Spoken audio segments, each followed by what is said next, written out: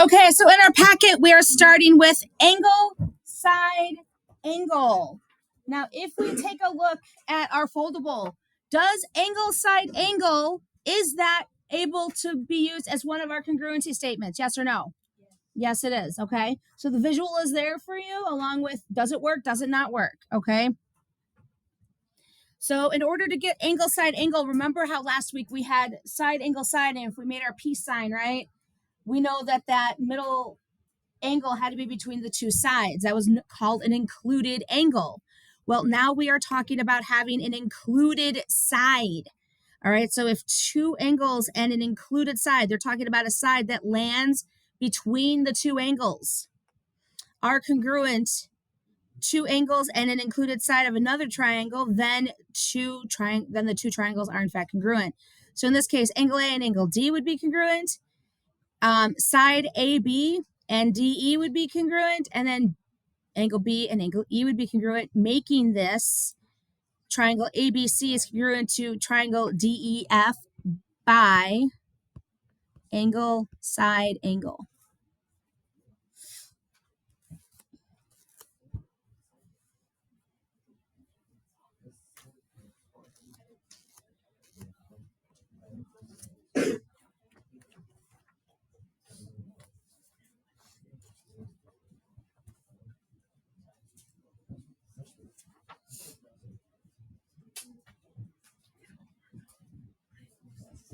All right, again, we're going to bounce around a little bit. I want us to then go to page 2. Page 2, please. Where we're talking about angle, angle, side. So in this case, this is different. If you recall, last time, the side was here and here. So what we're talking about now is having a non-included side. So if two triangles and a non-included side of one triangle are congruent to two angles and a non-included side of the other triangle, then the two triangles are in fact congruent. So angle A is congruent to angle D, angle B is congruent to angle E, and then BC is congruent to EF. Or it could also be AC is congruent to DF. It just can't be the one that's in between the angles this time. But we would state the two triangles would be congruent by angle, angle, side. And again, if you look in your foldable, you will see that this is also one of your congruency statements that you can use, or congruency criteria.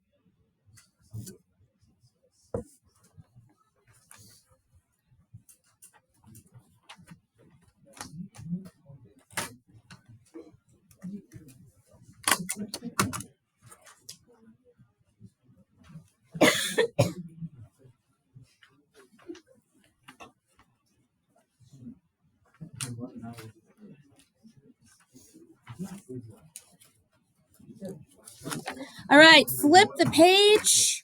I want you to go and look for HL. HL. We're going to write down this criteria right now. All right, so if the hypotenuse and a leg of one right triangle is congruent to the hypotenuse and leg of another right triangle, then the two triangles are congruent. Here's the situation with this. We are talking only about right triangles. That is important because otherwise you will have a side angle situation, and that does not work. We discovered that last week. Okay? HL means hypotenuse leg, and you cannot have a hypotenuse without having a right angle. Also note that for a right triangle, remember that the hypotenuse is directly across from the 90-degree angle. Okay?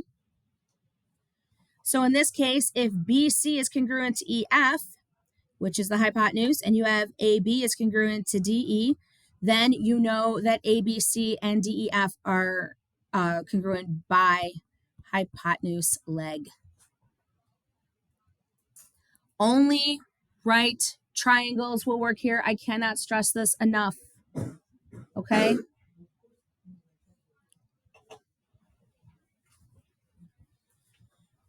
Is there anybody still writing this down?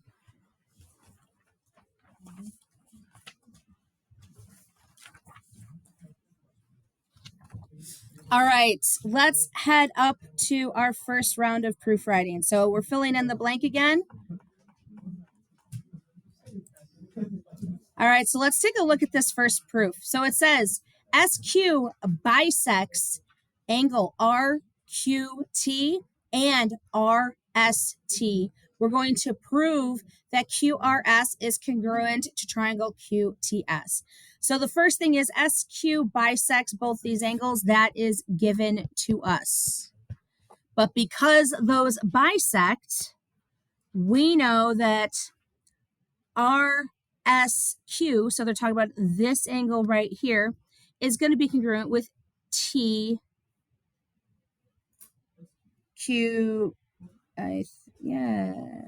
RSQ is going to be congruent with TSQ. So this guy right here, I actually skipped a step. Sorry about that.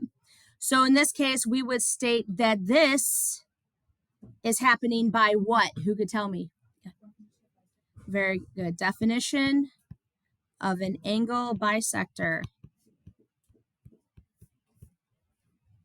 And we would state the same thing for RQS is congruent with TQS. Again, also by definition of an angle bisector.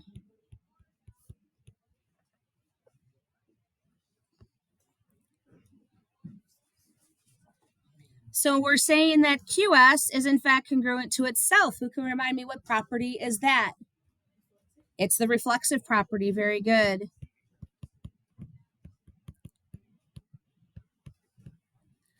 And therefore, if we look, we have two angles and an included side for each triangle. So these would be congruent by angle, side, angle.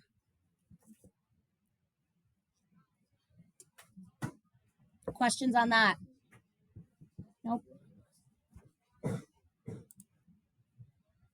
Why don't you guys do the next one on your own? Now this deals with parallel lines. Do this next one on your own. It's a fill in the blank, so we should be okay.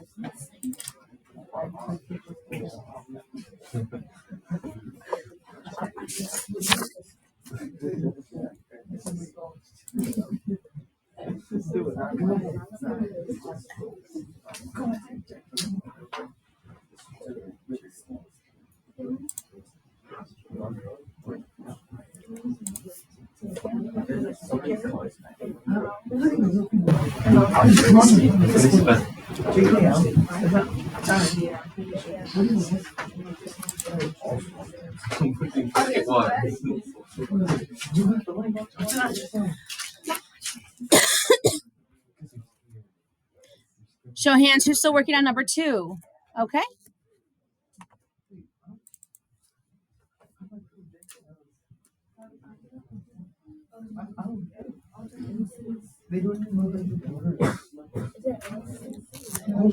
The angle, I thought it was helping straight to the triangle.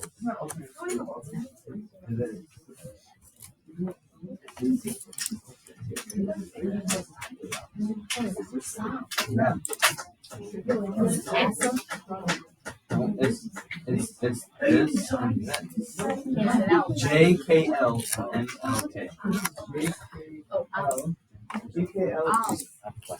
Yeah. Right now? What? You mean just a trigonometry class? No. We incorporate trigonometry a little. We started in here, but then you do it more. You do get more stuff in algebra 2, and then you get more in pre-calc. Does that make sense? Yeah, you get it, but it's just not a whole class. All right.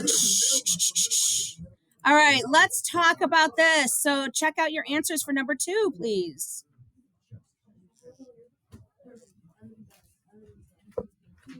Okay, guys, so remember, just again, recap. use up all the space that's given to you right now just until we get into the swing of this again, okay? It'll be very helpful. But then on your test, if you want to combine like the alternate interior angles into one, you can do that, okay? Just don't, I wouldn't do it right now. All right, part number 3, circle that. That's one of your optional problems. Let's move on to number 4. I give you extras just in case you need the practice. Yeah, I'm sorry, you weren't here last week, were you? No. Yeah, that's why. There's going to be optional problems in there, but it's highly recommended you still complete them. All right, let's take a look at number 4. So number 4 is completely blank. All right, so it says YZ bisects angle WYX. And they're also telling us that angle YWZ is congruent with angle YZ or YXZ. So the first thing I'm going to do is put YZ bisects angle WYX. And we're also going to state that angle YWZ is congruent to angle YXZ.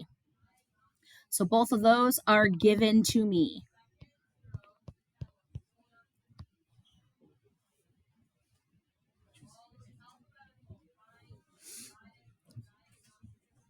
All right, so now if we're saying that WYZ is bisected by this, that means this angle and this angle are congruent.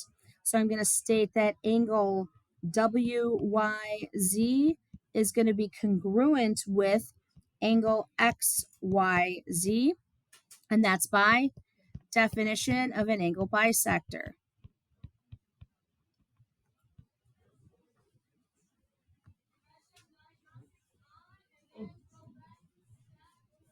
Now, the other thing I just forgot to label this, is that this is congruent with that.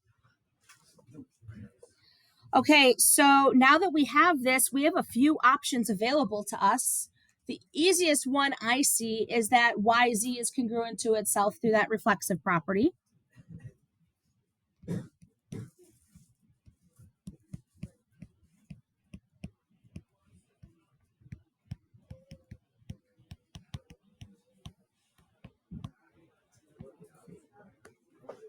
And then I know that these two would be congruent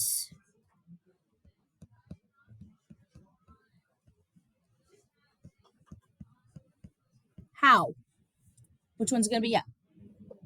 I'm sorry? Yes, angle, side. Very good. Could this be potentially proven using angle, side, angle? Why? Just because I said it? That's okay. What do you guys think here? Could this potentially be proven using a angle, side, angle? Is he?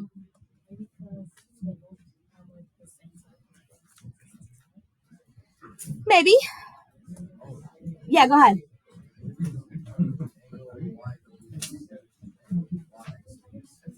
Yeah. What does that make this whole triangle? Like triangle WYX. What does that make the whole triangle? By the converse of what? What could this whole triangle be? Because we have the two congruent angles. Yeah, it could be isosceles. And since they're giving us the angles by the converse of the isosceles triangle theorem, right? We would know that YW would also be congruent to YX. Now, the reason I'm mentioning this is because there's more than one way to see these, and you're going to eventually have a blank proof. Okay? Multiple ways this can be done. So just be careful with that kind of stuff. That's all. Pick a method and stick with it. Let's take a look at number 5. All right, so number 5, it says ABC. So ABC, that angle is congruent with CED. So that's congruent. So I'm just going to mark those. So angle ABC is congruent to angle CED. We also know that AB is parallel to CE. So here's AB, here's CE. I'm just marking those. They did not say that they're congruent. They just said they're parallel. And then they're also, so that's given to me also. That's what I'm given right here. And the next thing they're telling me is that C is a midpoint of AD. So I'm just going to mark that right here. So that's given to me. Okay, so I'm going to start with the easier part. Since C is a midpoint, I know AC is going to be congruent to CD.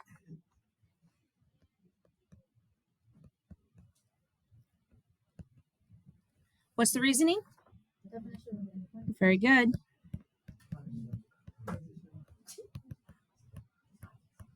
All right, now that I know that, I need to look a little bit closer at these parallel lines, okay? So if we're going to be looking at these parallel lines, I am looking at, let's see, I'm just gonna kind of draw them real quick. That kind of makes things a little easier. I think this is probably gonna be the transversal right there. So I'm looking at, looks like BAC and ECD. So I would state that angle BAC is congruent to angle, if this would stop skipping, ECD. And that would be by what? Corresponding angle is what? Good job. Not a postulate. What was our postulate? You guys remember? Nope. Same side interior angles postulate. Yep. That was the only postulate for those. Yep. All right. So now I have, if we take a peek here, I have everything I need. I have two angles and I have a non-included side. So I know triangle ABC will be congruent to triangle CED by angle, side.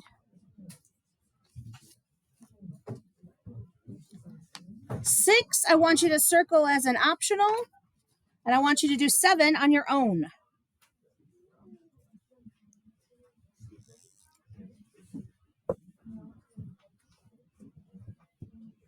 What's corresponding? That's the parallel lines cut by the transversal. Those were topic 2. Wait, so because there's midpoint. No, it has nothing to do with midpoint. It has to do with this. They're saying that AB is parallel to CE, so this is parallel to that. So it has nothing to do with the midpoint. The midpoint is right here, proving that this is congruent with that. Does that make sense? So in this case, if I extended this and I pick my transversal as that, which is what I did on the proof, I know that this angle and that angle would be congruent by corresponding angles. Remember how we had corresponding same side interior, alternate interior, alternate corresponding exterior? like if there's a line and then there's two other lines. Yeah, those are the parallel line theorems. Oh. Yeah. Can I state that these two are vertical without parallel lines? I think that the Mars Patel podcast, remember how they would always end up with like their full name and say signing off. That's all. Yeah. Yeah, you can do. You don't have to do ankle side here.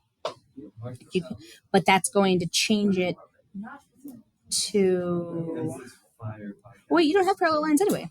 Yeah. So you'd have to do it that way.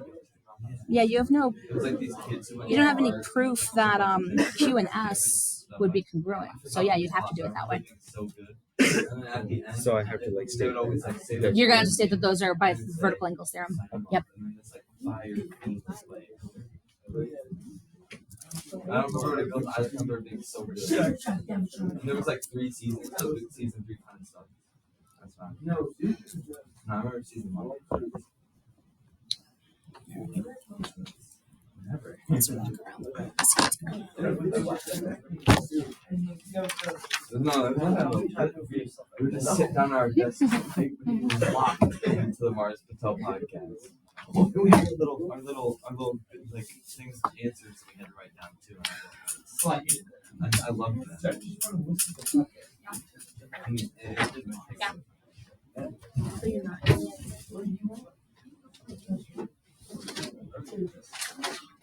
Let's go.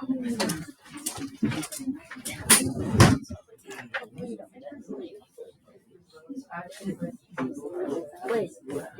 Are we? Yeah. Okay, well.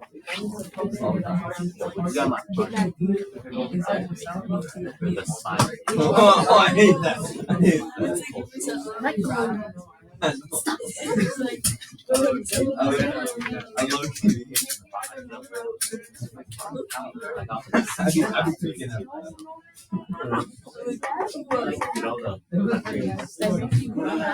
Show of hands, who's still working on this one? All right, see the answer?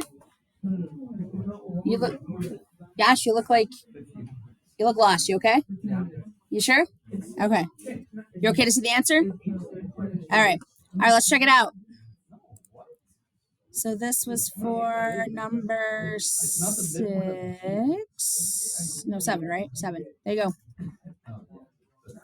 Okay, so a couple things I want to bring to your attention. You guys see this definition midpoint, alternate interior angles, and vertical angles, right?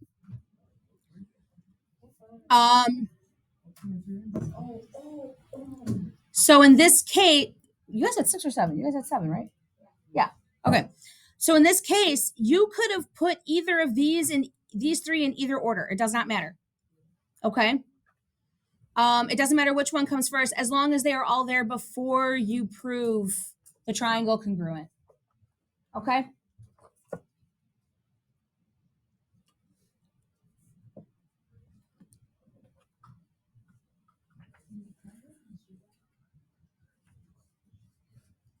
Now, we're going to go over HL today, but I am going to warn you guys, HL is not going to be on your quiz. It will be on your test, but I want us to go over HL just so and I'm not going to quiz you on it, only because I want us to have a little bit more practice on it before we do an assessment on it, okay? All right, but questions on 7 before I move on.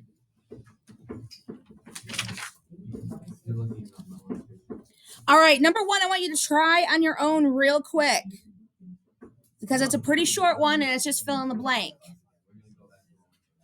Try number 1 on the next page with HL.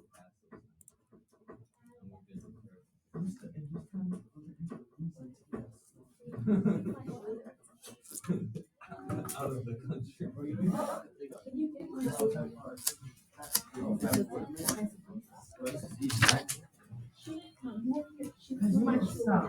Oh, she doesn't deserve it. I'm sorry? Oh, yes. What happened? Not today. Yeah. Yeah, it's really, really hard to do these kind of proofs online, guys. Because it's not introductory. It'd have to be fill in the blank. And to be honest with you, I'd rather have more practice with just blank proofs since they're on your test.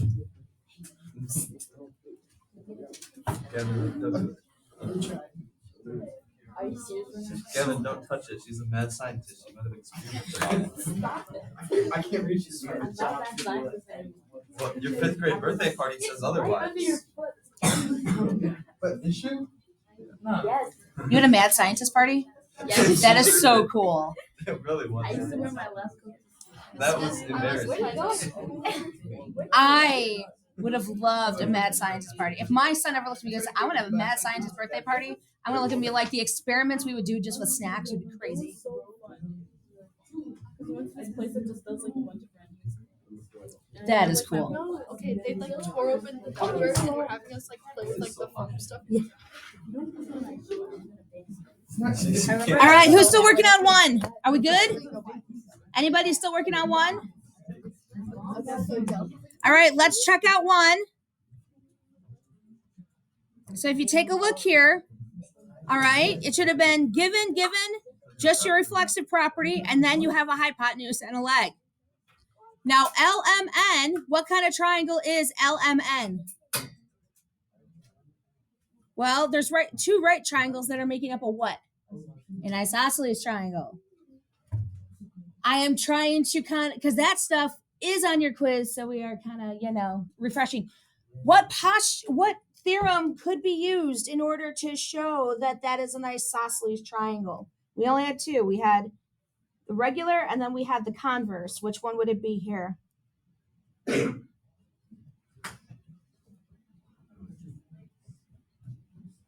Converse is given angles, so it would be what? It would be the isosceles triangle theorem. Okay. Again, just refreshing.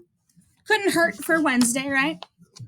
All right, we're gonna do two together though, because two has a little bit more to it. Not much, but a little bit. Okay. So again, let's mark some things here. So for number 2, it says WVX and YZX are right triangles. Okay, so they're telling us that these two are right triangles, which is great. But we're gonna have to identify where those right angles are. So they're saying if it's WVX, it's right there. And YZW, it's got to be right there. Okay. How do I know that? It's because of the naming. We would never start naming a right triangle at the right angle vertex. Okay. Yeah. Yes, it does. That is the one exception here. Okay. So that's the first thing that we're given. I'm just going to write that down. Triangle WVX, providing it lets me right. And triangle ZX are right triangles. That's given to us. All right, the next thing, it says WV. So WV and YZ are congruent.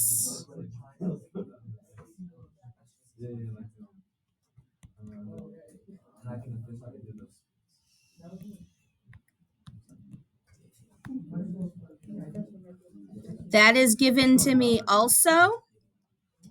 And then they're telling me that X is a midpoint of YW. So X is a midpoint of YW. So if that's the case, someone give me the next step. This is actually a lot easier than expected. So go ahead. Is it WX is congruent to XY? Very good. Y. Very good. You did this too. And then we would just state, so remember, this is congruent with that. So what do we have going on here? HL. So we'd state that triangle WVX is congruent to triangle YZW because of HL. Now, someone tell me, is there another way to prove this? What do you see? Because there is. Yeah. Could you have done that, like the angles, like angle X, both those sides are vertical angles? Okay, so we could have, so again, just as a recap here, we could have stated that these two were congruent. We would have had to have stated that these two right angles are congruent by, all right angles are congruent. And then if they gave us the side, which they did here or here, we could potentially have angle, side. This being a midpoint, you could have also had, again, another angle, side. Are you guys starting to see how this could be like very much, it is very much based off visualization? Here's the one thing you will not prove this with, though. You cannot use side, angle. Do not use side, angle. Your foldable tells you not to use side, angle. Okay? So don't use side, angle. Any questions? Okay, your homework is going to be the last 2 pages. Okay? I think it's like a total of 6 proofs. Okay, so it shouldn't be too bad. Yes, you will post both pages. Any questions? All right. Go ahead. Those of you watching at home, have a great day.